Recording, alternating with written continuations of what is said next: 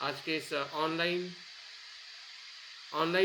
कार्यक्रम के माध्यम से हम बाबा साहब डॉक्टर अंबेडकर जी के महापरिनिर्वाण दिवस, जिसको हम स्मृति दिवस कहते हैं, उस दिवस के उपलक्ष्य में हम आदरांजलि कह सकते हैं, या उनके जीवन में जो उन्होंने पुण्य कमाया है, जिसका हमें लाभ मिल चुका है, मिल रहा है, तो उनका हम पुण्यानुमोदन दिवस मना रहे हैं।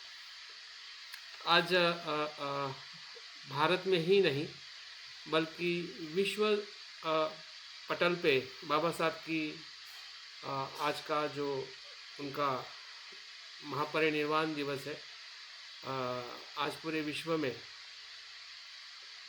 बाबा साहब को मानने वाले तो मनाते ही हैं, लेकिन जो बाबा साहब के अलावा भी जो बौद्ध धर्मों को मनाने वाले, मानने वाले जो विश्व में बौद्ध समाज है, उसमें भी बाबा साहब की स्मृति दिवस या बाबा साहब के जीवन की जो महत्वपूर्ण घटनाओं के तौर पे सेलिब्रेशन या उसकी स्मृति के तौर पे दिवस मनाते हैं। आज हम भारत में हैं। मैं अपने जगह से, गौतम बुद्ध विश्वविद्यालय से, ग्रेटर नोएडा से मैं अपनी बात कर रहा हूँ।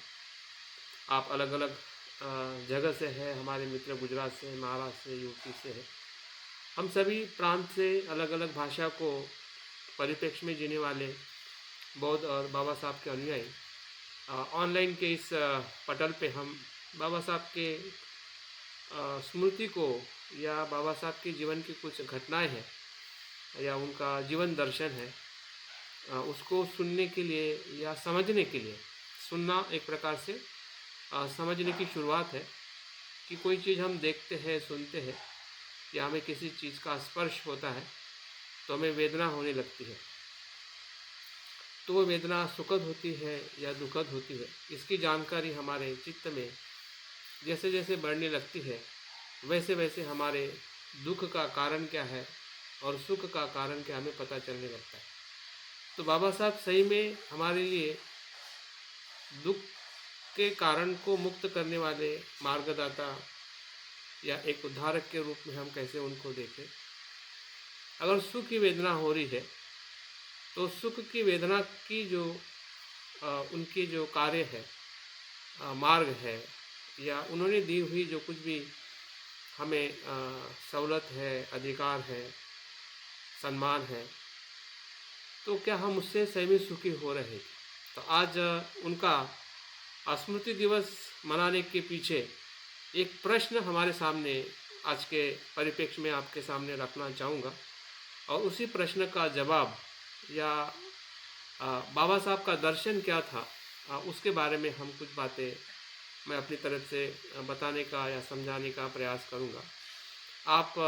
हम वैसे बाबा साहब के जीवन और दर्शन के बारे में हमें बहुत कुछ पता है, और बहुत कुछ शायद हमने सुबह से सुना भी होगा, या कहीं न कहीं हमने व्हाट्सएप है या जो भी आजकल सोशल मीडिया चल रहे हैं, उनके माध्यम से भी बहुत सारी बातें हमारे पढ़ने, सुनने में और उसको अनुभव करने में आती है। लेकिन वो बातें सुनना और समझना, और गहनता से सुनना और समझना, दोनों में फ़र्क है। दोनों में आनंद ज़रूर है। जब हमें व्हाट्सएप कोई भेजता है और हम किसी को अभिवादन करते हैं, बाबा साहब के प्रति हम अपना नमन करते हैं, तो उसमें सुख ज़रूर मिलता है। हमें ऐसा लगने लगता है कि सही में हमारा विकास हो रहा है, हम बहुत सारे लोगों तक पहुंच रहे हैं, बहुत सारे लोग बाबा साहब के विचारों को जान रहे हैं, मान रहे हैं। लेकिन क्या सही अर्थ में ऐसा हो रहा है? उसके पीछे क्या इसके प्रति हम संवेदनशील हो रहे हैं? क्या उसके प्रति हम चिंतन कर रहे हैं? क्या वो मैसेज सुनने पढ़ने मात्र से क्या लोग सही अर्थ में बाबा साहब को जान रहे हैं, या जानने के लिए इतना पर्याप्त है कि इससे आगे और जो चीज़ें अभी भी बाबा साहब के दृष्टि के या उनका जो दर्शन है, क्या उसके बारे में जो हमारा चिंतन है, चिंतन हम कैसे कर रहे हैं, और या वो चिंतन हमें किस दिशा में लेके जा सकता है या जा रहा है, इसके कुछ मुद्दे मैं आपके सामने आज के बाबा साहब के परिनिर्वाण दिवस के उपलक्ष्य में मैं आपके सामने रखना चाहूँगा। जब बाबा साहब का देहांत होता है, जिसे हम महापरिनिर्वाण कहते हैं, उनका जो पार्थिव देह जब दिल्ली से मुंबई की तरफ आता है और उनकी मृत्यु यात्रा में लाखों लोग इकट्ठा होते हैं, तो उस यात्रा में या उस दिवस में ऐसे बहुत सारे लेखक, कवि या ऐसे राजनेता उस समय के जो उपस्थित होते हैं, उसमें से एक जो कवि कह सकते हैं या लेखक कह सकते हैं, वो बाबा साहब के बारे में एक स्टेटमेंट देते हैं, death Baba Saheb is more danger than the life Baba Saheb. इसका मतलब यह है कि मृत बाबा साहेब जीवित बाबा साहब से भी अधिक भयंकर है, क्रांतिकारी है। तो इसका अर्थ क्या हो सकता है? क्या उसकी भावना बाबा साहब के प्रति और बाबा साहब के सामाजिक दर्शन या भारत समाज के प्रति क्या वो बताना चाहते थे कि जो बाबा साहब शारीरिक रूप में वो विराजमान नहीं है, उनका जीवन का समापन हुआ है, लेकिन उनकी जो विचारधारा है, उनका जो दर्शन है, उनके दिए हुए जो अमूल्य रत्न है, जिसको हम उनके लेखन कहते हैं, उनका ग्रंथ भंडार कहते हैं, उनकी जो सोच है, उसके माध्यम से बाबा साहब, जो एक बाबा साहब थे जिसको हम बाबा साहब डॉक्टर अंबेडकर कहते हैं या कहते थे, आज वो हजारों लाखों लोगों के हृदय में वो जीवित हो जाए, और इसलिए वो भयंकर है। क्योंकि जब हमारे परिवार में भी जब किसी घर चलाने वाले व्यक्ति का जब मृत्यु होता है, माता हो पिता हो, तो वो एक व्यक्ति से ही पहले घर परिवार चलता है। लेकिन जब वो मुखिया नहीं होता है या हमारे साथ उसका वियोग होता है मृत्यु के कारण, तो उसकी जिम्मेदारी उनके बड़े बच्चों पे या सभी बच्चों पे आने लगती है, और वो जिम्मेदारी उनको लेनी ही होती है। और इस प्रकार से परिवार का जो संचालन है या परिवार का जो आगे का प्रवास आगे बढ़ता है। तो इसी प्रकार से बाबा साहब होते हुए जो बाबा साहब ने किया और हमें जो मिला है, आज उनके अनुयायी या उनके जो मानसिक पुत्र है, इसलिए हम बाबा को बाबा साहब कहते हैं कि क्यों हमारे बाप के भी बाप है, पिता के भी पिता है। क्योंकि जो माता पिता से जो हमें भौतिक रूप में जो जन्म मिला है, एक मनुष्य प्राणी का जन्म देने के लिए जितनी जिम्मेदारी या जितना कष्ट हमारे माता पिता सहन करते हैं, उससे कहीं गुना बाबा साहब ने हमारे मनुष्य को मानवता देने के लिए, जो मानवता खो चुके थे, इंसानियत खो चुके थे, स्वाभिमान खो चुके थे, उन प्राणियों से भी नीचे दबे हुए, कुचले हुए, जिसे वंचित कहते हैं, अस्पृश्य कहते हैं, आजकल दलित या बहुजन कहते हैं, तो उन लाखों लोगों को ऊपर उठाने के लिए बाबा साहब ने अपने जीवन को समर्पित किया। तो ऐसे बाबा साहब के नहीं होने के बाद में भी वो कितने महत्वपूर्ण हैं, इन बातों को देखते हुए बाबा साहब का अगर हम व्यक्तित्व देखते हैं, उनका व्यक्तित्व जो है बहुमुखी है। बहुमुखी के अंदर अगर मैं कुछ बातें बताऊं, शायद आपको भी पता होगा कि बाबा साहब सबसे बड़े राजनेता के तौर पे हम उनको देखते हैं, वो शिक्षक, संशोधक, लेखक के तौर पे उनको हम देखते हैं, एक महान अर्थशास्त्री के तौर पे भी उनको हम देखते हैं, वकील है, कानून मंत्री है, बहुजनों के उद्धारक है, महिलाओं के समानता के लिए हो, बौद्ध विद्वान और बौद्ध प्रचार प्रसारक के रूप में, और सबसे बड़ी जो बात बाबा साहब के जीवन में दिखती है वो है उनकी मानवता की लड़ाई, मानव अधिकार की लड़ाई। एक मनुष्य को, जिस मनुष्य को जन्म से ही अछूत, अस्पृश्य या सभी अधिकारों से वंचित किया गया, ऐसी सामाजिक व्यवस्था और ऐसे मानसिक और सामाजिक दुख को अपना दुख समझ के पूरे जीवन तक उन्होंने अपने ज्ञान या उनका जो कुछ भी उनके पास में था, उनका शरीर हो, उनका मन हो, उनका ज्ञान हो, या इवन उनका परिवार, पति पत्नी बच्चों तक उन्होंने अपने इस एक उद्देश्य के लिए उन्होंने समर्पित किया। ऐसे बाबा साहब को हम जब बोधिसत्व कहते हैं, तो बोधिसत्व होने के पीछे उनका जो समर्पण है, उनकी जो करुणा है, उनकी जो सहनशीलता है, बुद्धिमत्ता है, इन सभी बातों से बाबा साहब का एक व्यक्तित्व एक बोधिसत्व के रूप में, एक महामानव के रूप में आज हम अनुभव करते हैं।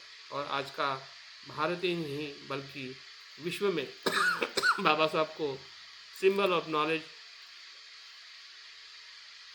के तौर पे उनको माना जाता है। तो ऐसे बहुत सारे व्यक्तित्वों के साथ जुड़े हुए बाबा साहब के जीवन को अगर आज के परिप्रेक्ष्य में अगर हम समझना चाहते हैं, तो बाबा साहब की समग्र दृष्टि क्या थी, इसके बारे में मैं 3 बातें बताने का प्रयास करने वाला हूँ। बाबा साहब की समग्र दृष्टि क्या थी? बाबा साहब इतने सारे गुणों से या इतने सारे उनके कार्यों से हम परिचित हैं। उनका हर एक पल, हर एक दिन, हर एक कार्य जो है कहीं न कहीं मानव और समाज के हित और कल्याण के लिए ही समर्पित हुआ है। अगर बाबा साहब के जीवन काल के 1920 से लेकर 1956 या 5 दिसंबर तक उनके जीवन का अगर हम कालचक्र देखते हैं, तो हमें हर एक दिन, हर एक महीने में बाबा साहब कहीं ना कहीं कोई ना कोई कार्यक्रमों में, आंदोलनों में, सभाओं में या कोई ना कोई कार्य में व्यस्त होते हुए ही पाया जाता है। उनकी शुरुआत 1920 से हुई, जब उन्होंने सबसे पहले मूक नायक का प्रकाशन करके समाज को जागरूक करने का उन्होंने प्रकाशन के माध्यम से प्रयास किया। वहाँ से उनका जो कारवां जो चलता है 1935 तक, फिर 45 तक, 50 से लेके 56 तक, तो बाबा साहब के पूरे जीवन काल को अगर हम देखते हैं, आज उनका हम 70वां महापरिनिर्वाण दिवस मना रहे, तो आज ऐसा कह सकते हैं कि एक पीढ़ी चली गई, दूसरी पीढ़ी आगे आ रही है कि जो बाबा साहब को देख रही है, महसूस कर रही है। अगर मैं अपनी बात करूं, तो मैंने तो बाबा साहब को देखा नहीं, लेकिन मैंने महसूस किया मेरे पिताजी के शब्दों से। मेरे पिताजी के बाबा साहब के रहने के जो अनुभव रहे हैं, अप्रत्यक्ष रूप में ऐसा कह सकते कि मेरे पिताजी ने 1956 में नागपुर में जब बाबा साहब ने धर्मांतरण किया था, वहाँ पे मेरे पिताजी ने बौद्ध धर्म की दीक्षा ली।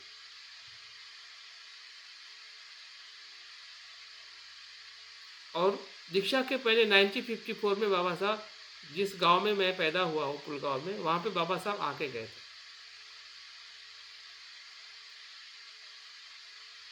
तो प्रत्यक्ष रूप में बाबा साहब के साथ मेरा कोई संबंध नहीं है, लेकिन ये जो घटनाएं मेरे परिवार के साथ या उस जगह के साथ, जिस जगह पे मैं पैदा हुआ हूँ या जिस जगह पे विहार उसके बाद में 1956 या 57 में उसको निर्माण किया गया, और आज भी वो विहार है जिस विहार पर मैं बचपन में खेला करता था और बुद्ध विहार में जाया करता था।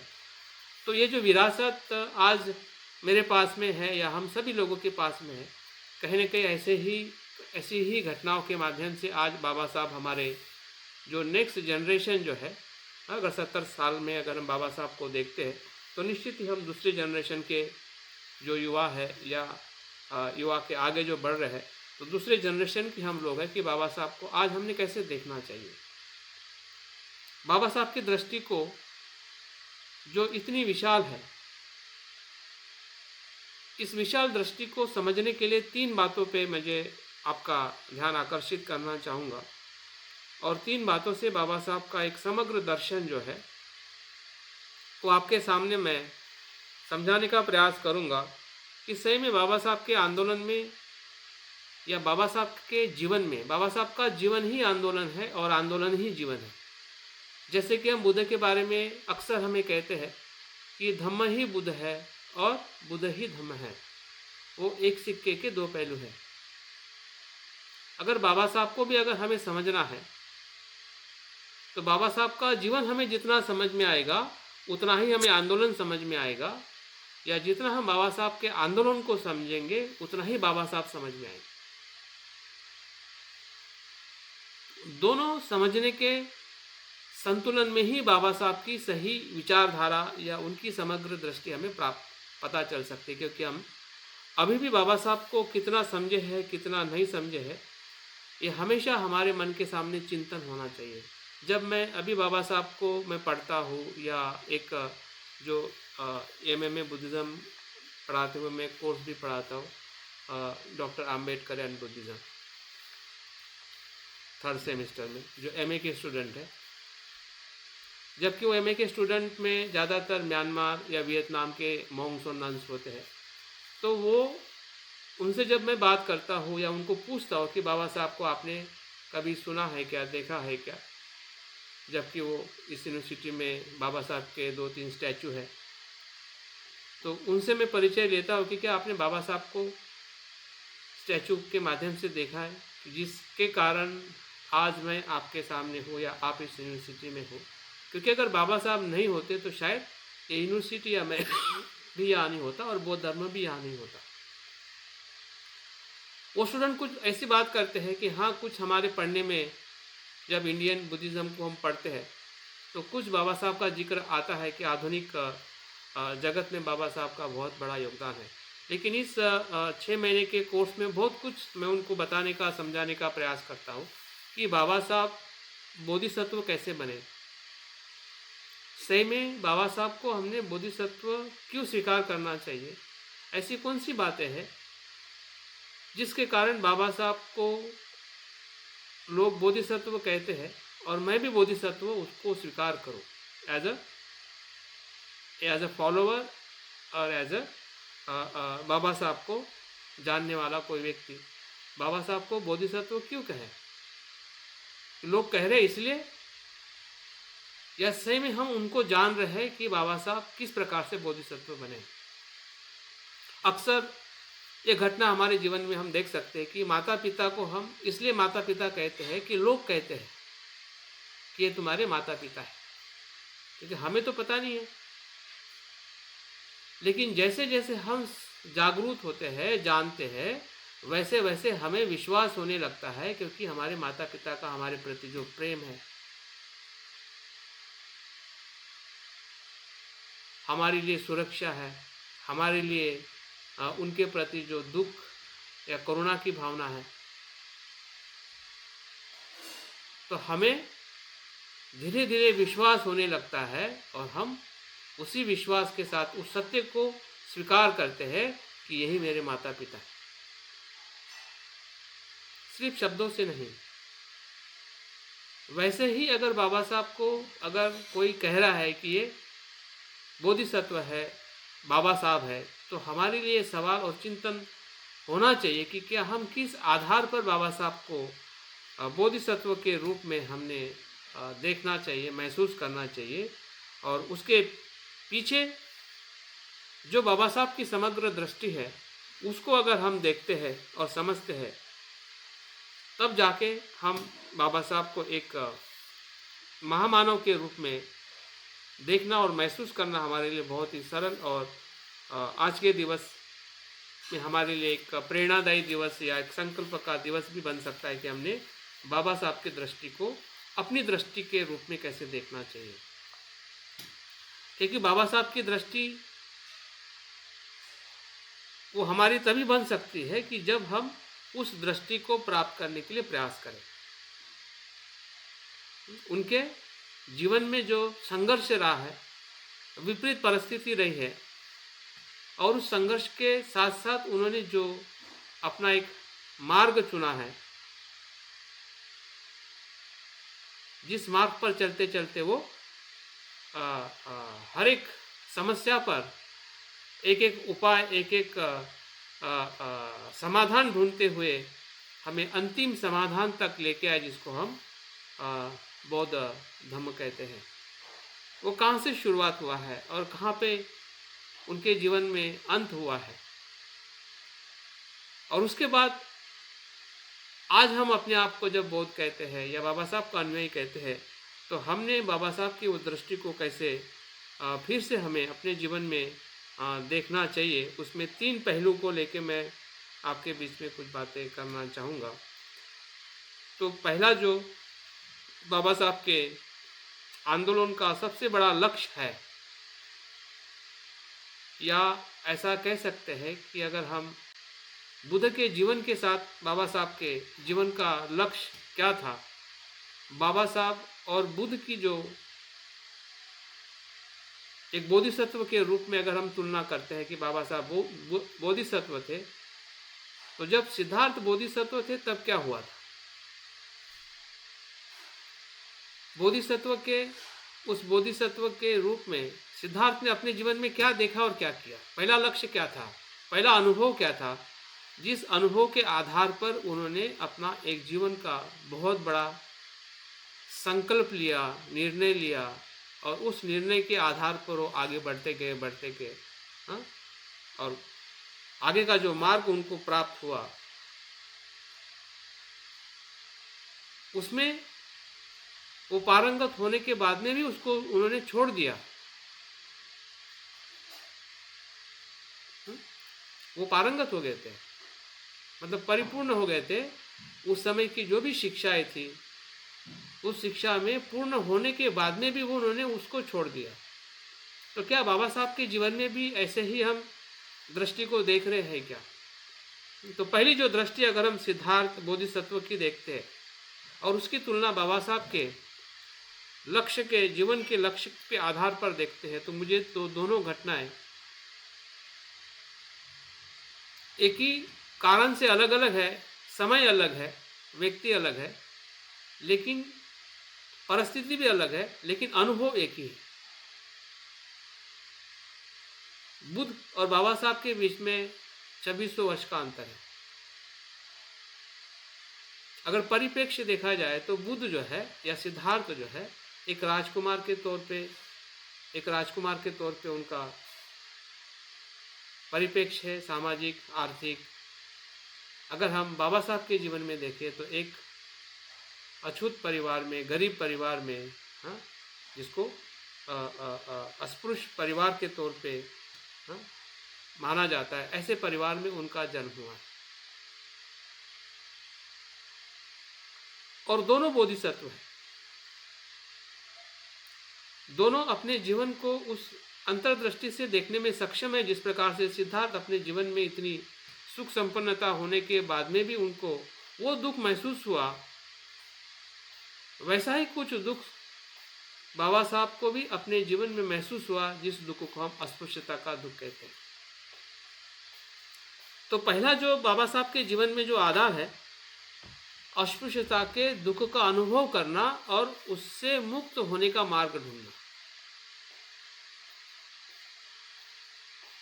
जैसे कि सिद्धार्थ ने अपने जीवन में 4 दृश्य देखे, या फिर रोहिणी नदी के कारण भी बाबा साहब के ग्रंथ में जो उल्लेख मिलता है कि युद्ध का मार्ग नकारने के लिए, शांति के मार्ग को स्वीकार करने के लिए उन्होंने वो पनिशमेंट कह सकते हैं, या एक सजा जो उस समय दी जाती थी घर निकासी की, घर से बाहर जाने की, उस सजा को उन्होंने स्वीकार किया। तो उनका जो गृह त्याग जो था, उस दुख की पीड़ा को अनुभव करते हुए इस प्रकार का दुख क्यों होता है या युद्ध क्यों किया जाता है, जब उनकी माता माँ प्रजापति गौतमी कहती है कि आप क्षत्रिय हो तो क्षत्रियों का धर्म युद्ध करना है, यही धर्म है, यही कर्तव्य है। तो सिद्धार्थ उनको पूछते कि ये कैसा धर्म, एक मनुष्य दूसरे मनुष्य को मारे या हिंसा करे, ये कैसा धर्म हो सकता है? तो ये जो उनका तर्क करना या चिंतन करना, ये क्या दिखाता है? यही सी बाबा साहब की या बोधिसत्व की दृष्टि को हमें समझने की जरूरत है। जैसे जैसे हम बुद्ध को, बाबा साहब के दृष्टि को देखते हैं, वैसे वैसे हमने अपनी दृष्टि की तरफ भी समझने का प्रयास करना है कि क्या किसी समस्या को, फिर वो हमारी व्यक्तिगत समस्या हो, हमारी पारिवारिक, आर्थिक, किसी प्रकार की भी समस्या हमें दिखती हो, तो उस समस्या को हम किस प्रकार से अवलोकन करते हैं? क्या उस समस्या में हम, लोग उसमें रह रहे हैं, सोच नहीं रहे, तो हम भी ऐसा ही सोच रहे हैं? क्या हमें ऐसा लगता है कि समस्या का समाधान ही नहीं है? क्या हमें ऐसा लगता है कि नहीं, कुछ तो इसका कारण होगा, जिस कारण को समझ से इससे हम बाहर आ सकते हैं? ये समग्रता है। हाँ? जब हम दृष्टि और समग्र दृष्टि का जब हम भेद करते हैं, दृष्टि सभी को है, सभी के पास आंखें हैं। जो अंधे नहीं, सभी के पास आंखें हैं। आप ऐसा नहीं कह सकते कि मेरे पास आंखें है और तुम्हारे पास नहीं, सभी के पास आंखें है, चक्षु सभी के पास है।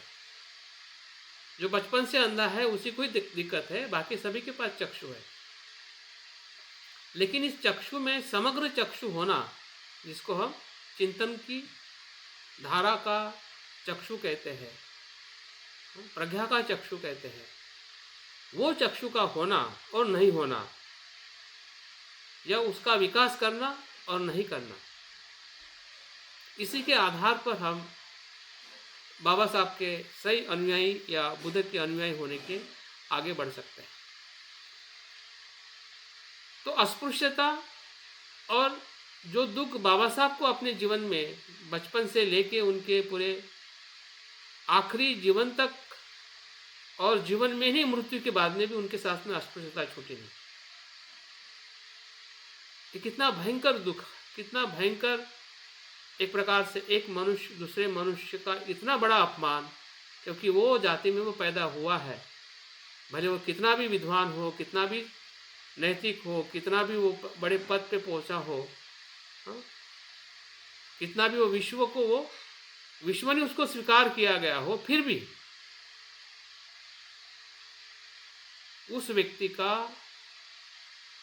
आखिरी क्षण तक, और इसलिए बाबा साहब आखिरी जीवन के अंतिम समय में भी यही बात करते हैं कि मैं ऐसा व्यक्ति हूँ इस भारत भूमि का कि सबसे ज़्यादा द्वेष करने वाला व्यक्ति मैं ही हूँ इस देश में। और वो द्वेष, वो नफरत, वो धिक्कार बाबा साहब के मृत्यु के बाद में भी छूटता नहीं है। जब बाबा साहब के मृत्यु के बारे में मैं पढ़ रहा था और जान रहा था कि बाबा साहब के मृत्यु होने के बाद बाबा साहब की समाधि गांधी की समाधि जहाँ पे है दिल्ली में, वहाँ पे क्यों नहीं रखी, उनका अंतिम संस्कार वहाँ पे क्यों नहीं हुआ, इसके पीछे यही कारण है। अगर वहाँ पे होता, जस्ट कल्पना करिए, तो तब से भारत और दूसरी दिशा में जाता, क्योंकि हर एक आंदोलन बाबा साहब का दिल्ली से शुरू होता।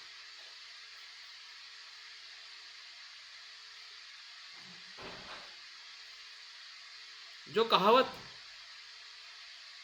इस लेखक ने कही है कि मरे हुए बाबा साहब जीवित बाबा साहब से भी अधिक भयंकर है, ये बिल्कुल भयंकर ही हो जाते अगर वो बाबा साहब की समाधि या अंतिम संस्कार दिल्ली में होता। लेकिन वो नहीं हुआ, उसके पीछे बहुत सारे कारण में से यही कारण था कि उनको वहाँ पे जगह नहीं दी गई, और इसलिए उनका शव जो है नागपुर होते हुए मुंबई लाया गया, और वहाँ पे भी उनको उस स्मशान भूमि में जगह नहीं मिली जो हिंदुओं की थी। उनको भी मृत्यु के बाद जो उनको सम्मान मिलना चाहिए मुंबई में, वो भी उनको नहीं मिला। और तब जाके जहाँ पे आज हम बाबा साहब के अंतिम संस्कार की भूमि के तौर पे हम मुंबई में देखते हैं, हाँ, वो भूमि जो है आज हमारे लिए स्मरणीय भूमि है। तो यह अस्पृश्यता है। अस्पृश्यता के दुख को हमने, जैसा दुख जरा जन्म जरा वेदी मरण का दुख है, वियोग का दुख है, उससे कहीं गुना अस्पृश्यता का दुख है। जितने हम दुख के गहराई में जाएंगे उतने बाबा साहब हमें समझ में आएंगे कि बाबा साहब कैसे उस दुख की पीड़ा को समझे और लाखों हजारों लोगों को उस दुख की पीड़ा से बाहर लाने के लिए उन्होंने अपने जीवन को समर्पित किया। इसलिए वो बोधिसत्व है। बुद्ध के साथ, सिद्धार्थ के साथ में भी ऐसे ही हुआ। अगर बुद्धायन धम्म हम पढ़ते हैं तो जिसके कारण उन्होंने गृह त्याग किया था, रोहिणी नदी के संघर्ष के लिए, वो संघर्ष समाप्त हुआ। और संघर्ष समाप्त होने के बाद उनके पिताजी अपने मंत्री को कहते हैं कि जाओ सिद्धार्थ को वापस लेके आओ, कभी तो संघर्ष युद्ध नहीं होगा। जिस युद्ध होने के कारण उन्होंने गृह त्याग किया था, अभी वो गृह त्याग करने का, होने का कोई अर्थ नहीं। अगर वही कारण होता सिद्धार्थ के गृह त्याग का तो वापस आना चाहिए था,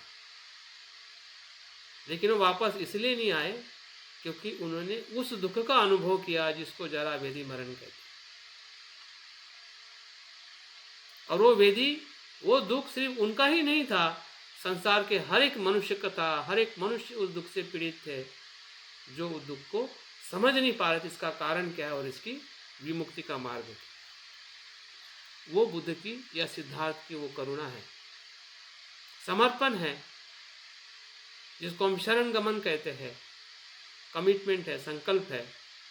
उस दुख के कारण को ढूंढना और उससे स्वयं को और संसार के सभी जीव मात्रा को मुक्त करना, जिससे वो स्वयं मुक्त होने वाले थे। क्या अस्पृश्यता के दुख को समझने के लिए उन्होंने 3 महत्वपूर्ण ग्रंथ की रचना की और उन्होंने ये ढूंढने का प्रयास किया कि इसका स्वरूप क्या है, कारण क्या है और इसके ऊपर उपाय क्या है।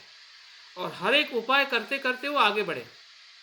जैसे कि सिद्धार्थ ने जब गृह त्याग किया और वो गुरु की खोज किया तो सबसे पहले वो आलार कलाम के पास, क्योंकि उस समय वही उस जगह पे ऐसे शिक्षक थे कि जो ध्यान में पारंगत थे। और ध्यान एक अपने आप में सत्य का या सुख का मार्ग था। और उस मार्ग का जब अनुसरण वो करते हैं और उसमें पारंगत हो जाते हैं, लेकिन उस पारंगत होने के बाद उस दुख का वो मूल नहीं मिल पाता है जिसके लिए उन्होंने गृह त्याग किया था। तो बाबा साहब भी अपने जीवन में जब से वो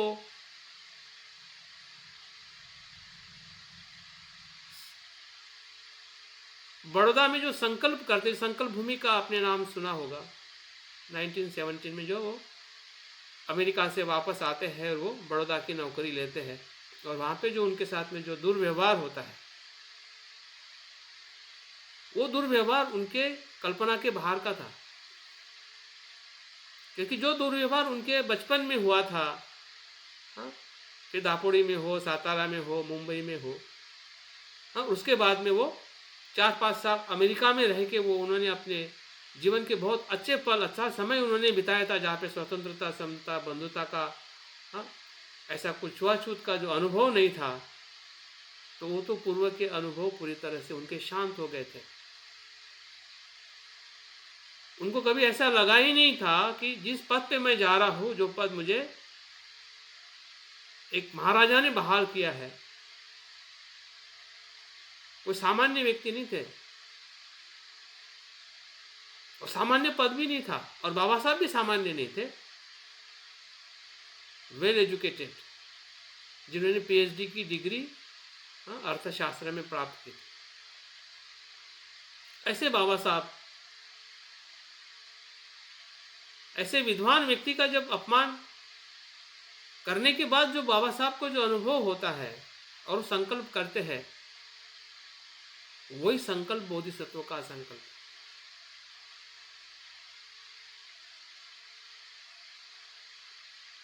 और उसी संकल्प के बाद 1920 में सबसे पहले वो 1920 में मूक नायक का वो संपादन करते हैं और लोगों को जागरूक करते हैं कि आप लोगों की समस्या आपको ही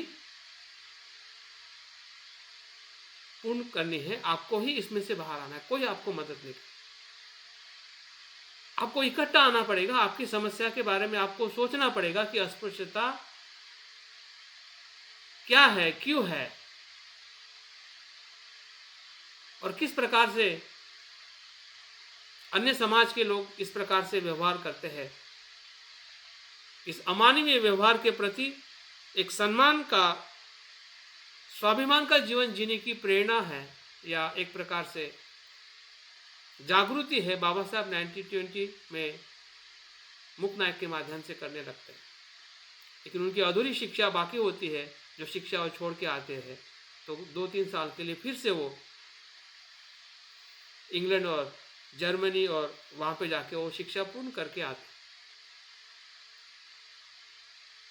तो समस्या को बाबा साहब ने अगर इतने भीतर से देखा था, जिसको हम अस्पृश्यता की एक अमानवीय समस्या, कि वो किसी भी समाज में, किसी भी प्रांत में या किसी भी विदेश में या किसी भी समूह में इस प्रकार की समस्या का स्वरूप दिखाई नहीं देता है, जिस प्रकार से भारत में और विशेषतः अस्पृश्य लोगों के प्रति जो अमानवीय व्यवहार, जिसको स्कूल में बैठने का अधिकार नहीं है, बाल काटने का अधिकार नहीं है, रोड पे चलने का अधिकार नहीं, पानी पीने का अधिकार नहीं, शिक्षा का अधिकार नहीं, इवन मनुष्य की, उस मनुष्य की परछाई भी स्पर्श होने का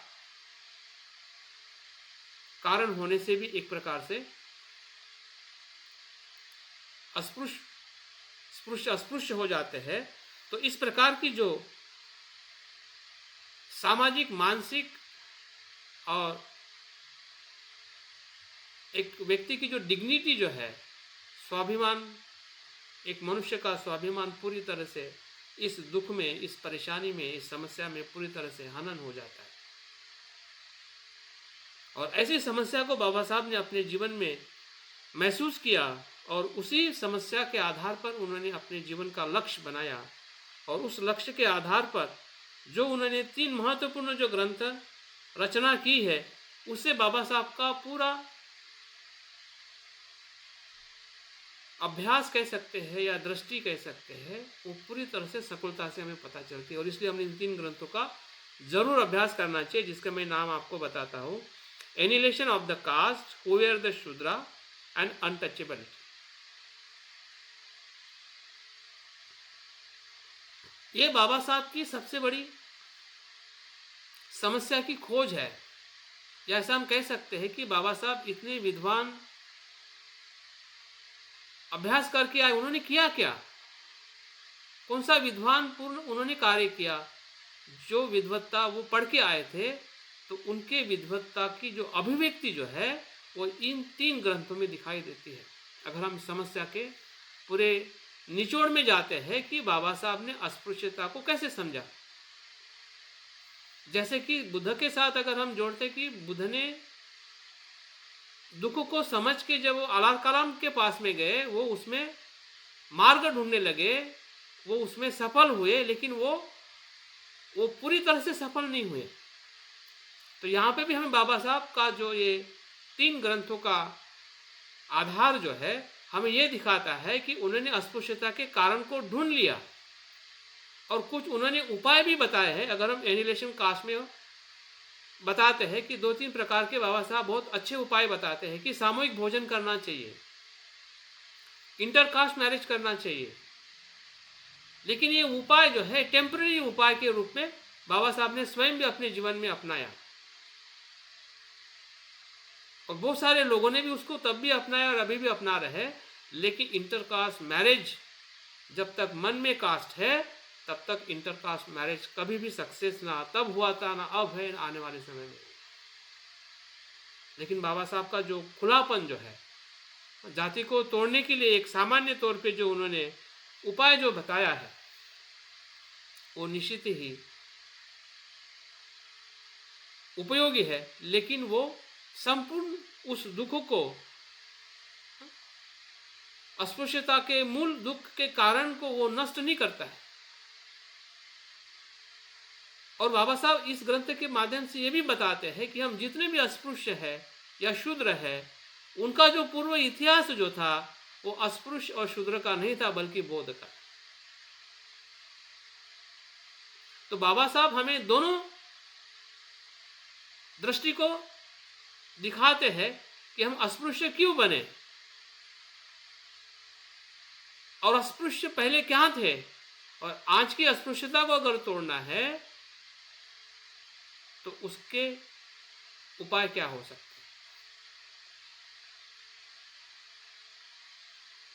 और इसलिए वो वहां पे उपाय जब उनको सफल होते हुए नहीं दिखाई देता है, तो बाबा साहब दूसरे मार्ग पर चल पड़ते हैं, जिसको हम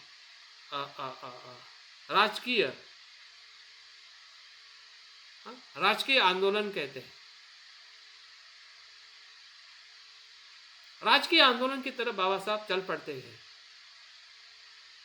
लोगों को राजकीय अधिकार के प्रति, अपने पद का अधिकार हो, रहने का अधिकार हो, जीने का अधिकार हो, वो पॉलिटिकली या कॉन्स्टिट्यूशनल या एक लीगली तौर पे कैसे हमने लेना चाहिए, उसके तरफ बाबा साहब का दूसरा मार्ग शुरू होता है। और उसमें हमें बाबा साहब दिखाई देते हैं कि मूलभूत जो संवैधानिक अधिकार जो है, एक नागरिक होने के नाते, फिर उस समय का अंग्रेज राज हो या फिर उसके बाद इंडिपेंडेंट भारत हो, हमारे दो भारत हैं, एक अंग्रेज भारत और एक इंडिपेंडेंट भारत। दोनों भारत में बाबा साहब ने लड़ाई लड़ी। अंग्रेजों के माध्यम से भी उन्होंने अधिकाधिक प्रयास किया कि अस्पृश्य लोगों को या अस्पृश्य की जो समस्या है, फिर वो शिक्षा नहीं मिलने की हो, स्कॉलरशिप के कारण या धन के कारण वो नहीं पढ़ने की हो, या सामूहिक जगह पे पानी पीने की नहीं हो, मंदिर में नहीं जाने की हो, उसमें हर जगह पे बाबा साहब ने सत्याग्रह के रूप में, फिर वो माड़ का सत्याग्रह हो, नासिक का सत्याग्रह हो, या फिर गोलमेज परिषद हो, ये सभी बातें हमें बाबा साहब के आंदोलन में इस प्रकार से दिखाती है कि जो पहला जो मार्ग जो था वो अस्पृश्यता के निवारण के लिए परिपूर्ण नहीं था। उसमें उन्होंने जितने भी विद्वत्ता पूर्वक जो कार्य किए हैं, फिर भी उनकी वो विद्वत्ता जो है कहीं ना कहीं इस समस्या के मूल को नष्ट करने के लिए कमजोर थी, या फिर वो परिपूर्ण नहीं थी। जैसे कि सिद्धार्थ ने जब आलार कालाम के पास में अभ्यास किया 7वें ध्यान का, तो उसमें पारंगत होने के बाद में उनको पता चला कि ये पारंगत होने से ही मैं अपने उस दुख के मूल कारण को समाप्त नहीं कर सकता। जब मैं ध्यान में जाता हूँ तो शांति और सुख का अनुभव होता है, लेकिन जैसे मैं ध्यान के बाहर आता हूँ तो फिर से मेरे भीतर लोभ, द्वेष या इस प्रकार की भावनाएं उत्पन्न होती है। तो कहीं ना कहीं ये मार्ग पूर्ण नहीं है, और इसलिए फिर वो उदकराम पुत्र के पास में जाते 8वें प्रकार के ध्यान सीखने के लिए। तो इसी प्रकार से बाबा साहब को ये पता चल जाता है अपने आंदोलनों के माध्यम से कि जितने मैं लोगों को, अपने लोगों को जागरूक कर रहा हूँ, संगठित कर रहा हूँ, उनको समझाने का प्रयास कर रहा हूँ, इतना ही पर्याप्त नहीं है। या मैं ब्राह्मण लोगों को भी जागरूक करने का प्रयास कर रहा हूँ कि आपका इस प्रकार का व्यवहार उचित नहीं है। आप एक तरफ कहते हैं कि अस्पृश्य शूद्र ये हिंदू है, और दूसरी तरफ आप उसी हिंदू और अस्पृश्य लोगों के साथ अनुचित व्यवहार करते हैं।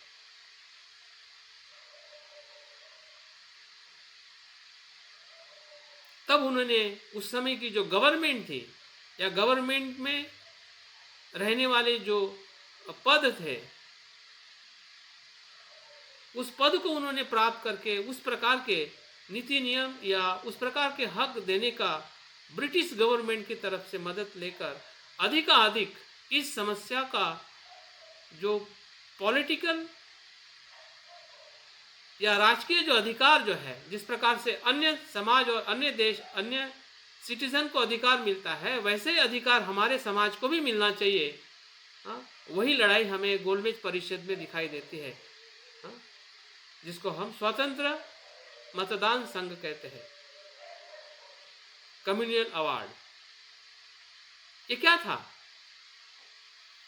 बाबा साहब इसीलिए लड़े वहां पे,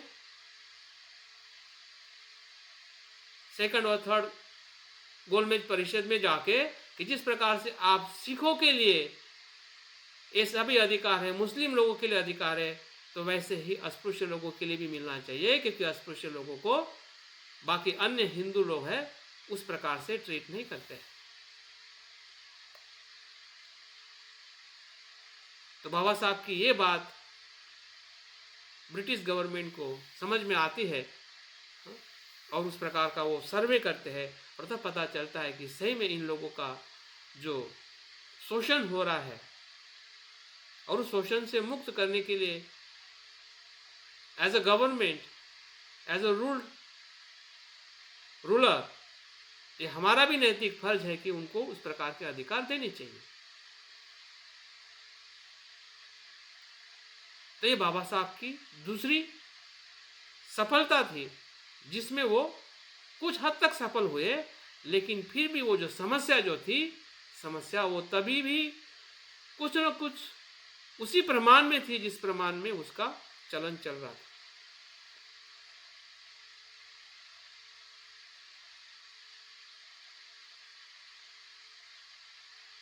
और जब बाबा साहब इंडिपेंडेंट भारत में, जब वो भारतीय संविधान के ड्राफ्ट चेयरमैन होते हैं और वहाँ पे उनको कॉन्स्टिट्यूशन निर्माण करने की जो जिम्मेदारी मिलती है, और उसको वो बहुत ही अपने जीवन का सबसे बड़ा जो संधि जो बाबा साहब को भारतीय संविधान लिखने की जो मिली है, और उन्होंने उसका ज़्यादा से ज़्यादा इस अस्पृश्यता के समस्या को या असमानता को पूरी तरह से नष्ट करने के लिए ऐसा ढांचा निर्माण किया, जिस ढांचे में मूलभूत जो तत्व जो है, जो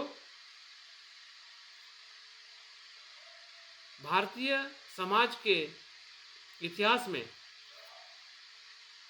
अगर हम भारत का इतिहास देखते हैं तो बुद्ध के पहले हो, बुद्ध के बाद हो, और 12वीं शताब्दी के बाद बौद्ध धर्म जैसे जैसे लुप्त हुआ, और उसके बाद बाबा साहब या भारत की जो गुलामी, जो एक प्रकार से दो प्रकार से गुलामी रही है, एक प्रकार से विदेशियों की गुलामी और दूसरे प्रकार से देश के लोगों की ही लोगों के प्रति गुलामी।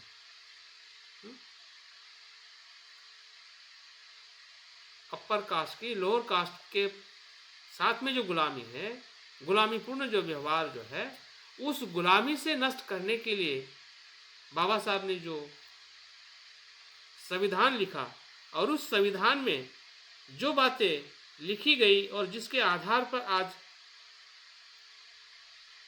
एक मनुष्य का अधिकार मिला है,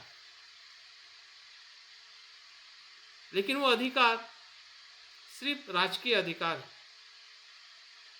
उस अधिकार के पीछे सामाजिक समानता का अभाव है, ये बाबा साहब को पता था, और उसका वो जिक्र भी करते हैं अपने अंतिम संविधान की सभा में, कि हम राजकीय तौर पे तो हम समान हो गए हैं, क्योंकि हर मनुष्य का समान अधिकार है, लेकिन सामाजिक तौर पे अभी भी हमारे में बहुत विषमता है, और उसका कारण जातिवाद है। और उस जातिवाद को तोड़ने के लिए जब तक सामाजिक स्तर पर जातिवाद नहीं टूटेगा, या जातिवाद का रूपांतरण बंधुभाव में नहीं होगा, क्योंकि जातिवाद होने का मतलब क्या? द्वेष। जातिवाद, हम किसी को हेट करते तभी तो हम नापसंद करते हैं ना। और जब हम किसी को नापसंद करते हैं, वही से द्वेष आके वही से ही जाति, प्रांत, भाषा, लिंग सभी का भेद निर्माण होता है। और उस भेद को बाबा साहब जानते थे कि ये समानता कैसी है और कौन सी समानता और बाकी है, जिस समानता के लिए बाबा साहब और तीसरे प्रकार का लक्ष्य या तीसरे प्रकार का आंदोलन छेड़ते हैं, वो है बौद्ध धम्म का आंदोलन।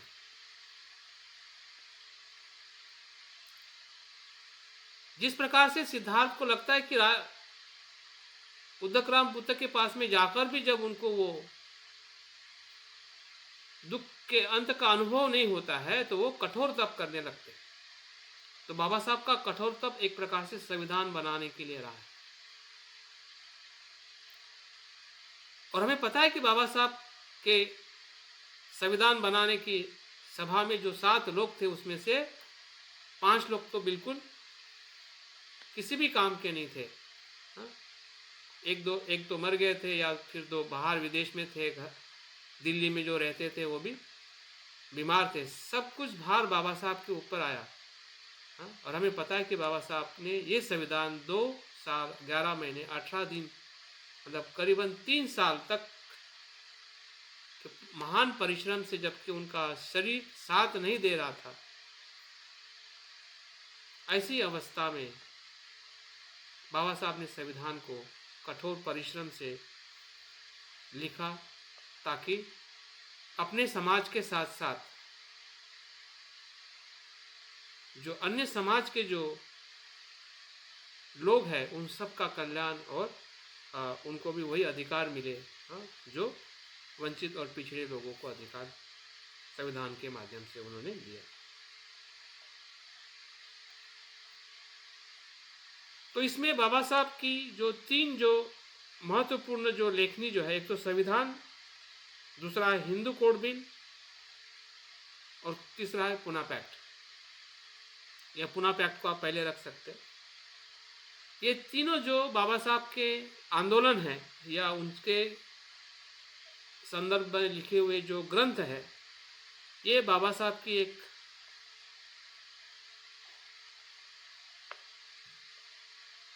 मूलभूत अधिकारों को राजकीय स्तर पर,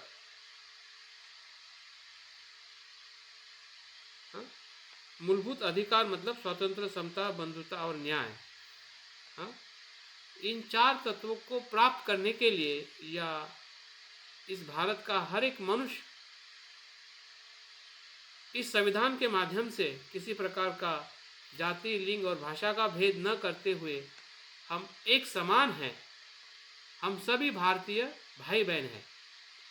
ये जो फीलिंग जो है, ये जो उद्देश्य जो है, बाबा साहब ने इस रचना के माध्यम से या उनके कार्य के माध्यम से हम उनको देख सकते हैं कि वो किस प्रकार से अपने आंदोलन को आगे लेके जाते हैं। जब उनको ये समझ में आता है कि ये सामाजिक तो की समानता ये तभी संभव है कि जब सामाजिक स्तर पे कुछ मन को बदलने वाला कार्य, जब तक मन नहीं बदलेगा, व्यक्ति का मन नहीं बदलेगा, तो समाज का मन भी बदलना बड़ा मुश्किल है। और इसलिए बाबा साहब जो मन के विकास के लिए, मन को सुसंस्कृतित करने के लिए, संस्कारित करने के लिए, बाबा साहब का सबसे बड़ा जो आंदोलन या उनकी जो दृष्टि है बौद्ध धर्म के प्रति या बौद्ध धर्म को स्वीकार करने की। क्योंकि बाबा साहब को तब तक पता चल गया था कि मेरा जो अस्पृश्यता का जो आंदोलन है या राजकीय आंदोलन है, इसमें मैं सफल तो हुआ हूं, लेकिन पूरी तरह से सफलता प्राप्त नहीं हुई। अभी भी वो सम्मान, अभी भी वो जो मूल तत्व जो है वो छूट रहा है, क्योंकि वो इसलिए छूट रहा था क्योंकि उसका जो मूल कारण जो है वो इन दोनों कार्य से वो नष्ट नहीं होता है।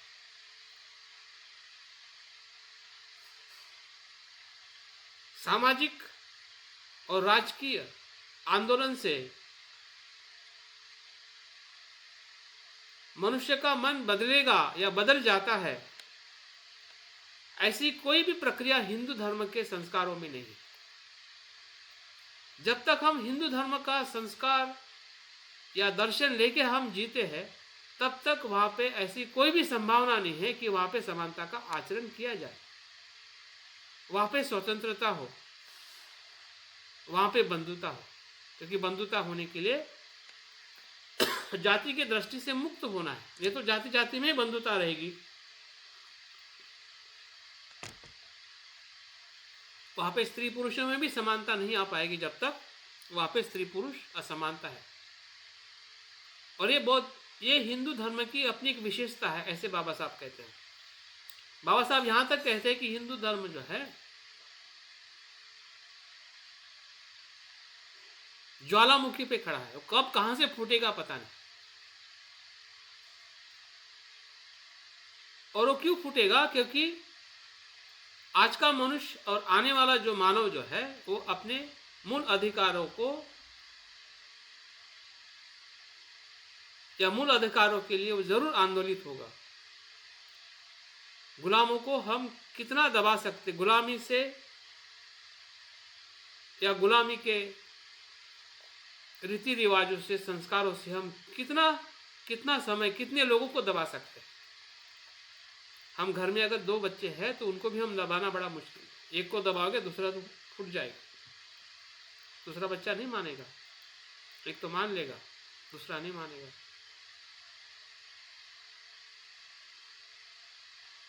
तो जाति में बिखरा हुआ जो धर्म जो है, समाज जो है, वो कभी भी अपने मन के विकास के लिए कभी भी वहां पे संधि नहीं, वहां पे आशा नहीं है। बाबा साहब कहते हैं कि हिंदू धर्म के दर्शन में एक मनुष्य को दुख से मुक्त होने की आशा नहीं है। जिस दुख में वो पैदा हुआ है उसी दुख में जीना ही उसका धर्म है, ऐसा उनका ग्रंथ बताता है। और उसी प्रकार से वो लोगों से व्यवहार करते हैं कि तुम इस जाति में पैदा हुए हो, तुम इस लिंग में या स्त्री पुरुष में पैदा हुए हो, तो तुम्हारा वही धर्म है कि जो धर्म वेद में या गीता में या कहीं पे भी लिखा गया है, वही धर्म है जो जाति में तुम्हें सिखाया जाता है। वही कर्म ही तुम्हारा धर्म है। तो इस प्रकार से मन वहां पे बदलने की कोई भी गुंजाइश नहीं है। और इसलिए बाबा साहब का सबसे महत्वपूर्ण जो बाबा साहब की दृष्टि है वो है बौद्ध धर्म को अंगीकार करनी, जो हमें 14 अक्टूबर 1956 में बाबा साहब के जीवन में हमें दिखाई देती है। और उसमें 3 महत्वपूर्ण ग्रंथ है जिसके बारे में हमने अभ्यास करना चाहिए।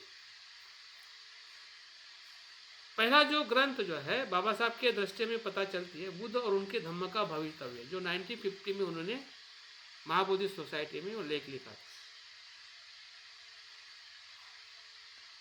दूसरा जो उनका ग्रंथ है बुद्ध और उनका धम्म, जो हमें सभी को परिचित है। और तीसरा और जो महत्वपूर्ण ग्रंथ है बुद्ध या मार्क्स, जो उन्होंने काठमांडू में बौद्ध बनने के बाद 20 नवंबर को उन्होंने इसके बारे में उस बौद्ध परिषद में उन्होंने उसका जिक्र किया है और ग्रंथ रूप में भी प्रकाशित हुआ है। तो ये तीनों जो पहलू जो है, सामाजिक, राजकीय और धार्मिक या आध्यात्मिक, ये तीनों पहलू से ही हम बाबा साहब की समग्र दृष्टि को पहचान सकते हैं। और इसका जिक्र जब मैं आज पढ़ रहा था, ये पढ़ते हुए मुझे बहुत ही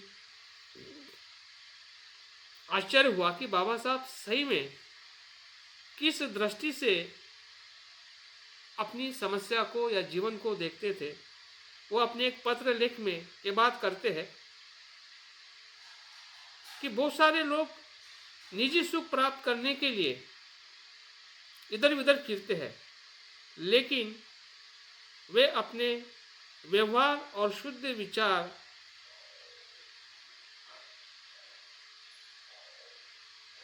विचार से वो आनंद नहीं लेते।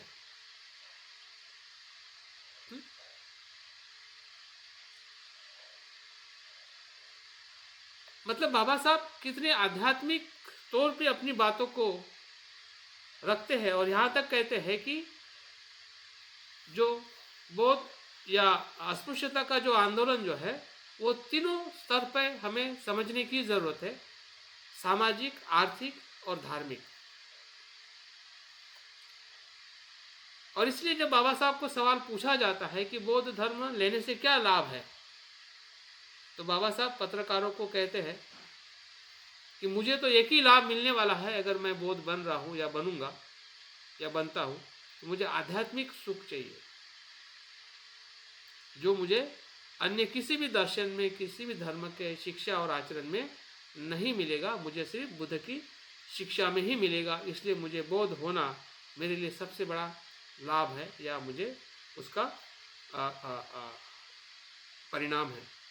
अगर मेरा समाज बौद्ध बनता है तो उसको तीनों प्रकार के लाभ की जरूरत है, एक सामाजिक, आर्थिक और आध्यात्मिक। बाबा साहब की ये समग्र दृष्टि है, और इसी समग्र दृष्टि से ही जो दुख जो है, अस्पृश्यता का मूल जो कारण जो है, बाबा साहब स्वयं कहते हैं कि ये अस्पृश्यता जो है ये मानसिक बीमारी है, और मानसिक बीमारी का उपाय बुद्ध की शिक्षा के सिवा और दूसरा कोई नहीं है। और इसलिए बाबा साहब अपने वचनों में कहते हैं कि मैं बुद्ध की शिक्षा को इसलिए मानता हूँ क्योंकि बौद्ध धर्म में प्रज्ञा है, करुणा है और समानता है। यही बुद्ध की सबसे बड़ी शिक्षा है कि जो मुझे प्रभावित की है, जिसके कारण मैं बुद्ध का अनुयायी हूँ या बुद्ध मेरे गुरु है। बाबा साहब के 3 गुरु के तौर पे जब हम देखते हैं तो पहले गुरु बाबा साहब के बुद्ध है, दूसरे महात्मा फुले हैं और तीसरे कबीर जी हैं। तो इन तीनों गुरुओं से उन्होंने बहुत बड़ी शिक्षा को ग्रहण किया। बाबा साहब ने बुद्ध के जीवन से व्यक्ति और समाज का संतुलित विकास कैसे हो, ये बाबा साहब ने बुद्ध से लिया है। उनको संतुलित विकास चाहिए, समाज का और व्यक्ति का, व्यक्ति का और समाज का। भले बाबा साहब ने बौद्ध धर्म को सामाजिक समानता के लिए लिया, लेकिन बाबा साहब आगे ये भी कहते हैं कि अगर समाज व्यक्ति विकास के लिए अगर बंधनकारक बनता हो तो ऐसा समाज अगर बौद्ध का भी बनेगा तब भी मैं मुझे पसंद नहीं करूंगा। मतलब बाबा साहब व्यक्ति विकास के लिए कितने अभिलाषी थे कि ऐसा समाज, वो समाज व्यक्ति के विकास के लिए बंधनकारक ना हो। और वही समाज बुद्ध की शिक्षा से ही निर्माण होता है या हुआ है। अगर हम बौद्ध संघ देखते हैं या उसके बाद बौद्ध जो विकास पूरे भारत में हुआ था या पूरे एशियन कंट्री में हम देखते हैं, तो हमें उसका परिचय मिलता है कि सही में बुद्ध की शिक्षा जो है वो संतुलित शिक्षा है, व्यक्ति विकास के साथ सामाजिक विकास के साथ व्यक्ति विकास। एक ही सिक्के के 2 पहलू है। जब हम बुद्ध कहते हैं तो बुद्ध में दोनों बातें आती है, व्यक्ति का बुद्ध होना और संसार को बुद्ध बनने के लिए उनको समानता, स्वतंत्रता और बंधुता का मार्ग दिखाना, यही बुद्ध है। और इसी प्रकार से बुद्ध को बाबा साहब अगर पहले गुरु के तौर पे देखते हैं, ये कोई बड़ी बात नहीं है, क्योंकि ये बाबा साहब ने अपने जीवन में उनको उसी प्रकार से देखा। अगर कबीर जी को वो गुरु मानते हैं तो उनके जीवन में से उन्होंने महत्वपूर्ण बातें सीखी है, जबकि उनके पिताजी ही उस फुले आंदोलन के सबसे बड़े साथी थे या प्रचारक थे। तो उन्होंने अपने जीवन में फुले के आंदोलन से ये सीखा कि समाज के उपयोगी जो शिक्षा है या सेवा करना या ऐसे सकारात्मक कार्य करना जिसमें छात्रावास है या शिक्षण संस्थाएं हैं, जिसमें समाज को अधिकाधिक मदद मिले, हाँ, इन बातों को उन्होंने महात्मा फुले जी के जीवन से या उनके आंदोलन से सीखा है। अगर कबीर जी की हम बात करते हैं तो कबीर जी दोहे के माध्यम से जो जातिवाद है, पाखंड है या जो बुराई है, उसको वो काटने का प्रयास करते हैं। उसकी जो वास्तविकता उजागर करके बताते हैं कि ये सही नहीं है, जो सही नहीं है, जो गलत है वो गलत के तौर पे कटाक्ष करना, उसका विरोध करना, हाँ, उसको निकाल फेंकना, जो समाज में या व्यक्ति के जीवन में बुराई, दुख, परेशानी, असमानता, अन्याय निर्माण करने वाली जो बातें हैं, वो बाबा साहब ने कबीर से सीखी। और उनके प्रवचनों में हम देखते हैं, उनके संभाषणों में देखते हैं वो किस प्रकार से वर्ण व्यवस्था हो, जातिवाद हो, ईश्वरवाद हो, पाखंड हो, हाँ, उस समय चलने वाले जितनी भी बुराई हो, उस सभी पे वो बहुत ही कटाक्ष और प्रमाण के साथ, हाँ, उस संदर्भ के साथ या आज के परिप्रेक्ष्य में उसकी जो निरूपयोगिता है, हाँ, वास्तविकता के साथ उसका जो लिखान या उनके संभाषणों में हमें जो एक साहस दिखाई देता है, ये बाबा साहब के जीवन में कबीर जी के अभ्यास से या कबीर जी के माध्यम से आया है। अंतिमता मैं कुछ बात करके अपनी बात को पूर्ण करना चाहूँगा, समय भी हुआ है, कि इन तीनों दृष्टि का हमारे जीवन में क्या परिणाम हुआ। अगर उन्होंने अस्पृश्यता के प्रारंभिक तौर पे जो उन्होंने कार्य किया है, उसका परिणाम आज हमें क्या मिला है या आज हम उसको कैसे देख सकते हैं। तो पहला जो परिणाम हमें मिला है या आज हम देख सकते हैं कि सामाजिक जो समानता का जो हमें अनुभव हो रहा है, वो उसी आंदोलन के माध्यम से हम अपनी सामाजिक समानता महसूस करते हैं या लेने का हम प्रयास करते हैं। दूसरा जो परिणाम बाबा साहब के उस आंदोलन से हमें मिला है कि एक मनुष्य के रूप में हमें स्वाभिमानी होना है। डिग्निटी, बाबा साहब की पूरी लड़ाई जो है स्वाभिमान और मानवता के लिए रही है। भले पहले के उनके कुछ प्रयास पूरे सफल नहीं हुए, लेकिन सफलता की ओर बढ़ते गए।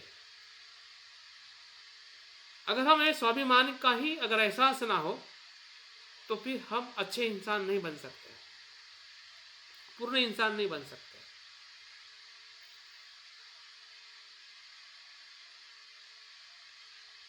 और तीसरी जो बात उनके आंदोलन में हमें समझनी है या महसूस करनी है कि अस्पृश्यता के मूल कारण को ढूंढकर उसका उपाय बाहर निकालना। कि जो भी असमानता है या जो कुछ भी अस्पृश्यता का दुख है, संघर्ष है, उसका मूल कारण क्या है। बाबा साहब ढूंढते ढूंढते ढूंढते ढूंढते उस जगह तक गए जिस जगह से वो आ रही थी, जिसको हम ईश्वरवाद, आत्मावाद या पाखंड कहते हैं। और उसके रेफरेंस भी बताया कि किस प्रकार से पुरुष सूत्र में हो, भगवत गीता में हो, या किस प्रकार से सूत्र के माध्यम से, ग्रंथों के माध्यम से वो थोपी गई है। तो उसी को आज के परिभाषा में हमने देखना चाहिए कि हमारा जो अज्ञान है, हमारी जो तृष्णा है, क्या वो कारण हो सकता है। क्योंकि वो उसका भी जिक्र करते हैं कि अस्पृश्यता ब्राह्मण और बौद्ध के बीच में जो द्वेष था, कलह था, उसके कारण वो निर्माण हुई है। अगर द्वेष, अगर कलह है, इसका मतलब वहां पे अज्ञान है। जैसे कि आज अगर हम ब्राह्मणों का अगर द्वेष करते हैं, इसका मतलब यह कि हमें अज्ञान है। उन्होंने द्वेष किया तो अस्पृश्यता उन्होंने थोपी। आज हम अस्पृश्यता से बाहर आए, बाहर आके अगर हम उनका द्वेष करके ही रहेंगे तो क्या बंधुता का हम आचरण कर पाएंगे। अगर बंधुता का आचरण नहीं करेंगे, संविधान का क्या मतलब।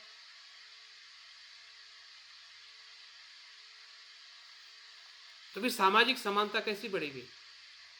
द्वेष से बढ़ेगी, अहंकार से बढ़ेगी या मैत्री से बढ़ेगी। क्योंकि आज हमारे पास में संपूर्ण मैप है। बाबा साहब तो धीरे धीरे उसको आगे बढ़ते गए, उनके पास संपूर्ण शुरुआत में नहीं था। उनके पास में शुरुआत में उतना ही था जितना आज हम देख रहे हैं, लेकिन आज हमारे पास में संपूर्ण है।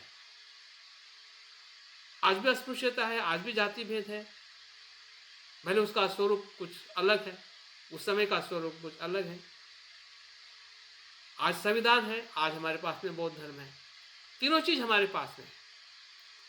तो आज हम किस प्रकार से उसको परिणाम को हम देख पा रहे, समझ पा रहे, अगर हम कॉन्स्टिट्यूशन या संवैधानिक जो हमारे हक है उसमें से हमें क्या मिला, उसमें से हमें वोट का अधिकार मिला, समानता का अधिकार मिला। क्या हम वोट के अधिकार को सही तरीके से इस्तेमाल कर रहे हैं क्या,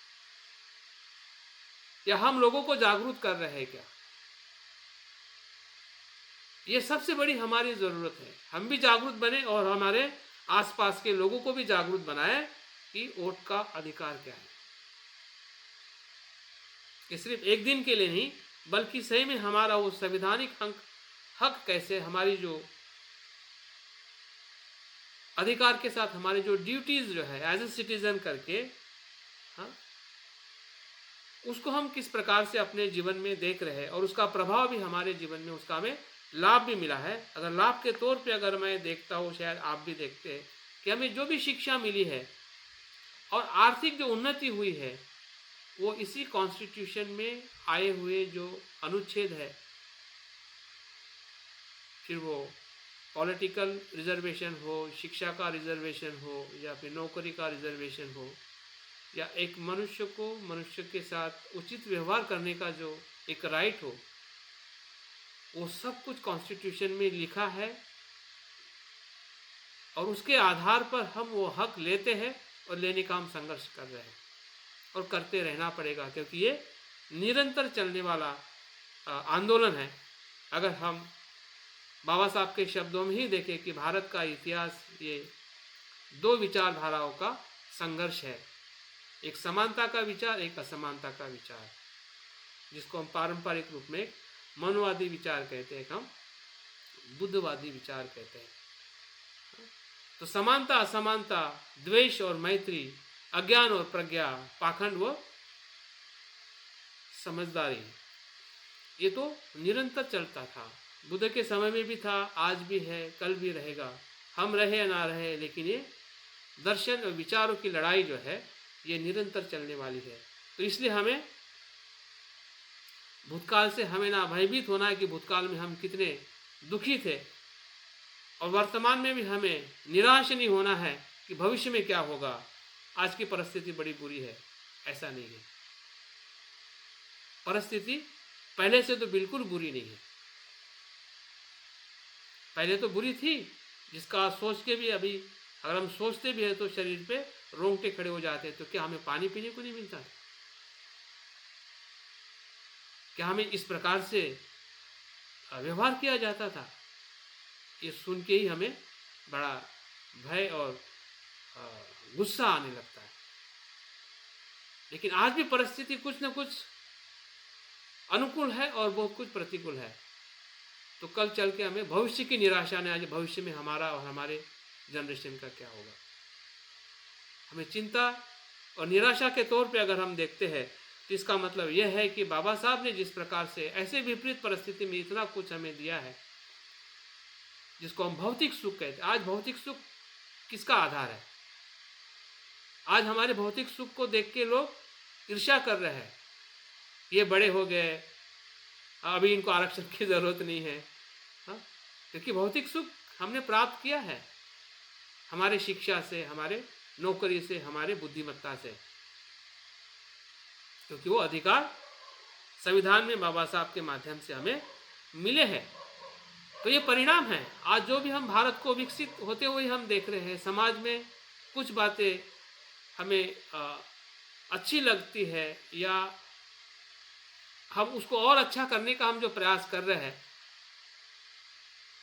फिर वो किसी भी प्रकार से हो, भौतिक रूप में या फिर शैक्षणिक या आर्थिक रूप में, हाँ, तो निश्चित ही ये बाबा साहब के उस रचना का, उनके आंदोलन का या उनके समर्पण का सबसे बड़ा परिणाम है, जो आज एक बाबा साहब के अनुयायी के रूप में हो या भारत के एक नागरिक के रूप में जो उनको आज सम्मान मिल रहा है या उनकी जो उन्नति, भारत देश की अगर उन्नति हो रही है तो उसके पीछे बाबा साहब का ये काम जो है बहुत ही महत्वपूर्ण है।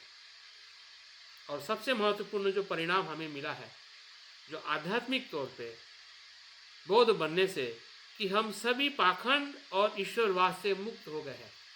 दर्शन के तौर पे, एक मान्यता के तौर पे हम ऐसे पाखंड अंधश्रद्धा से मुक्त हो गए हैं जो जिससे हम भयभीत होते थे, जिसमें हमें निराशा थी, जिसमें हमें कोई नियंत्रण करने वाला है, कोई हमें दबाने वाला है, कोई हमें परेशान करने वाला है। ऐसी सभी प्रकार की जो आध्यात्मिक या धार्मिक गुलामी जो है उससे हम काफ़ी मुक्त हो गए, जो सही अर्थ में बौद्ध बने हैं और बुद्ध की परंपराओं से या बुद्ध संस्कारों से अपने जीवन को यापन कर रहे ऐसे लाखों लोग, करोड़ों लोग, हाँ, जो भी बाबा साहब के बताए हुए बुद्ध के शरण में आए हैं, उनको निश्चित ये परिणाम समाज में मिला है। दूसरा जो परिणाम हमें भारत में या बौद्ध धर्म आने से एक नई चेतना जो है, जिसको हम बौद्ध धर्म का पुनर्जीवन, पुनर्स्थापना, बाबा साहब ने स्थापना की 2600 वर्ष पहले। अशोका ने भारत में नहीं, भारत के विश्व के स्तर पे बाबा साहब अशोका ने भारत बौद्ध धर्म को लेके गए। जो भारत बुद्ध में था वो लुप्त हो गया, तो बाबा साहब ने फिर से उसको पुनर्स्थापित किया। और वो चेतना कभी अभी रुकने वाली नहीं है। जो बाबा साहब अपने समय में फिर वो श्रीलंका गए, म्यांमार गए, तो वहाँ पे जो कुछ भी संवाद हुआ, जो बाबा साहब भारत के परिप्रेक्ष्य में बौद्ध धर्म को समर्पित कर चुके थे कि मैं अभी बौद्ध धर्म का प्रचार प्रसार करने के लिए मैं अपने जीवन को समर्पित करता हूँ, तो समर्पण कहीं ना कहीं हम में और जितने भी भारत के बाहर के जो एशियन बुद्धिस्ट कंट्री है वो अभी उसके प्रभाव में आ रहे हैं। बाबा साहब के उस विचारधारा में या बुद्ध के उस पुनर्जागरण में सम्मिलित हो रहे हैं। अगर हम भारत का आज का नक्शा या आज का वातावरण देखते हैं तो बौद्ध धर्म के लिए बहुत ही एक बेहतरीन अवसर जो है जीने के लिए या आगे और इसका प्रचार प्रसार करने के लिए हमारे पास सबसे बड़ी संधि है, जिसका परिणाम या जिसका लाभ हम ले चुके हैं। और सबसे महत्वपूर्ण जो बौद्ध बनने से हमें जो लाभ मिला है या और हमें इस लाभ को लोगों को देने के लिए ज़्यादा से ज़्यादा प्रयास करना है, वो मानसिक सुख और आध्यात्मिक विकास। ये सबसे बड़ा केंद्रवर्ती लाभ है कि जो पूरे भारत के लोगों को, अगर हम अस्पृश्यता की जड़ अगर कहीं पे है, जो अस्पृश्यता संपूर्णता से समाप्त हो सकती है, उसका मूल कारण मन है। और इस मानसिक गुलामी को अगर जो जाति में जन्म लेते हैं और उस जाति को मानते हैं, वो मानना छोड़ दे तो मनवाने वाले कभी भी पैदा नहीं हो सकते। मनवाने वाले तभी पैदा होते हैं जब मानने वाले मानना शुरू करते हैं। अगर हम बौद्ध बनते हैं और बौद्ध बनने के बाद हमारी मानसिक शांति और सुख को प्राप्त करते हैं और हम उस जाति के गुलामी को नकारते हैं, तो उस बुद्ध को, उस बौद्ध को कोई भी जातिवादी गुलामी के भीतर वो ना ले सकता है, ना आ सकता है। तो अपने आप ही जाति जो है समाप्त हो जाती है, नष्ट हो जाती है। ये बाबा साहब ने अपने दिव्य दृष्टि से देखा है। अगर नहीं देखा होता तो बाबा साहब इतने व्यस्त, जो उनका पॉलिटिकल कैरियर इतना व्यस्त था, इतना अप डाउन था, उनके आसपास के लोग भी उनको कह चुके थे कि बाबा साहब अभी आप धर्मांतर मत करिए। उनका शरीर साथ नहीं दे रहा था, लेकिन उनको दिव्य दृष्टि प्राप्त थी, अगर इस समय में ना कर सकूं तो ये जो मैंने कारवा यहाँ तक लाया है, इसके बाद आगे जा ही नहीं पाएगा। अगर बाबा साहब कहते हैं कि आगे मत लेके जा सके तो मत जाओ, लेकिन पीछे मत आओ, उसका कारण ये है कि हम बोध बने हैं तो हम पीछे जाने वाले नहीं हैं। लेकिन इसका मतलब ये नहीं है कि हमें आगे जाने के लिए सोचना नहीं है, क्योंकि वहां तक बाबा साहब ने हमें रोक दिया है कि हमें हिंदू धर्म में नहीं जीना है। बाबा साहब की जो 1935 की जो प्रतिज्ञा है कि मैं हिंदू बन के पैदा हुआ हूँ, लेकिन मैं हिंदू बन के नहीं मरूंगा, ऐसे बोधिसत्व की जो घोषणा या प्रतिज्ञा होती है वो अपने जीवन में पूर्ण करते हैं, और इसलिए उनको बोधिसत्व कहते हैं। तो इस प्रकार से बातें तो बहुत सारी है, लेकिन समय होने के कारण मैं अपनी बात को बाबा साहब के आज के इस 70वें स्मृति दिवस पे बहुत बहुत शतवंदन करके आप लोगों ने जो कुछ भी सुना है, समझा है, इसको फिर से हम इसको एक अभ्यास के तौर पे हम इसको देख सकते हैं कि बाबा साहब की समग्र दृष्टि इन 3 मुद्दों पे या 3 लक्ष्य पे कैसे आधारित है, कैसे उसको हमने समझना चाहिए, ताकि बाबा साहब के प्रति हमारी सही में आदरांजलि हो, या आज के दिवस पे जो हमें पुनः चिंतन करने की ज़रूरत है, ताकि हम अपने दृष्टि में उस समग्रता के साथ व्यक्ति, परिवार, समाज, फिर हमारा आर्थिक विकास हो, सामाजिक विकास हो और आध्यात्मिक विकास हो, इन तीनों विकास को बाबा साहब ने अपने जीवन का लक्ष्य बना के ही उनके आंदोलन को हमने देखना चाहिए, ताकि हम बाबा साहब के जीवन को देखें और साथ साथ में हम अपने जीवन को भी उसी प्रकार से ढालने का प्रयास करें। बहुत बहुत साधुवाद। मैं अपनी बात यहाँ पे पूर्ण करता हूँ। जय भीम, नमो बुद्धाय।